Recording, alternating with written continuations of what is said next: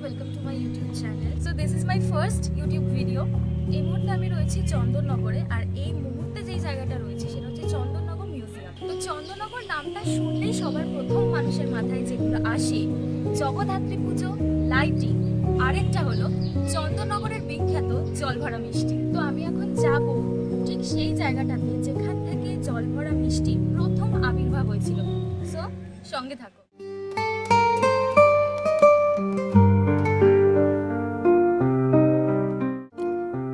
এই পাশে গেলে পড়বে জ্যোতির মোড়, আর এই পাশে হচ্ছে ভদ্রেশ্বর, আর এই হচ্ছে সূর্যকুমার মোদক।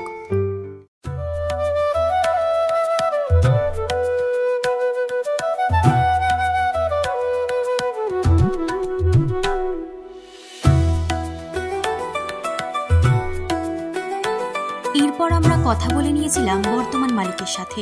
এমন মিষ্টি তৈরি করে দাও, এই মিষ্টিটা খেলে আমাদের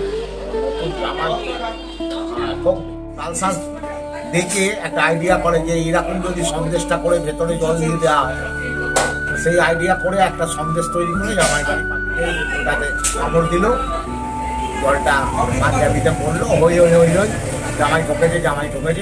এই জল ভরার জন্মলগ্ন। সূর্যমোদক বলো, চন্দননগর বলো, জল ভরা সন্দেশটা না দাঁড় করানো থাকে, অন্যান্য জায়গায় দাঁড় করাতে পারে না। টেস্টটা তো বলা যাবে না, এটা ট্রেড সিক্রেট। সেই টেস্টটা আনতে পারছে না। সেই পাপটা আজও অটুট আছে, আজও 7 দিন, যতদিন সন্দেশটা ঠিক থাকে ততদিন জল থাকে, শুকোয় না।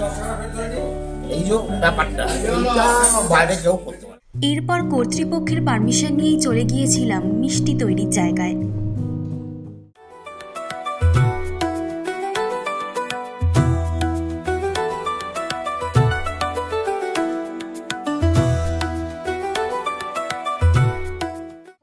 ইনি হচ্ছেন সূর্যকুমার মোদকের সবচেয়ে পুরনো ময়রা।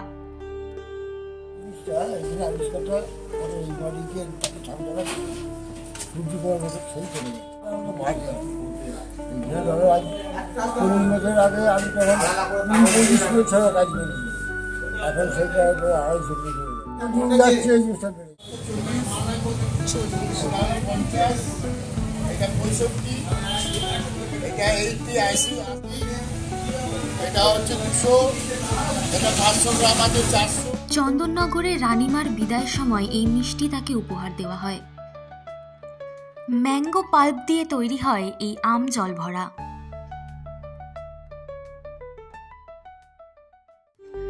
এটি হলো সূর্যকুমার মোদকের আদি বাড়ি। এই বাড়ির কোনায় কোনায় রয়েছে জল ভরার ইতিহাস।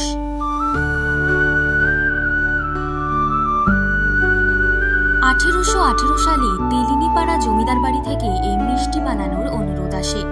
এরপর সূর্যকুমার মোদকের হাত ধরেই সৃষ্টি হয় এই জলভরা। চেষ্টা করলাম এই ভিডিওটাতে জলভরা রিলেটেড কিছু ইনফরমেশন তোমাদের সাথে শেয়ার করার। যদি ভিডিওটা ভালো লেগে থাকে অবশ্যই লাইক করো, কমেন্ট করে জানিও, আর ভিডিওটাকে শেয়ার করো, আর অবশ্যই চ্যানেলটাকে সাবস্ক্রাইব করো। দেখা হচ্ছে পরের কোনো একটা ভিডিওতে।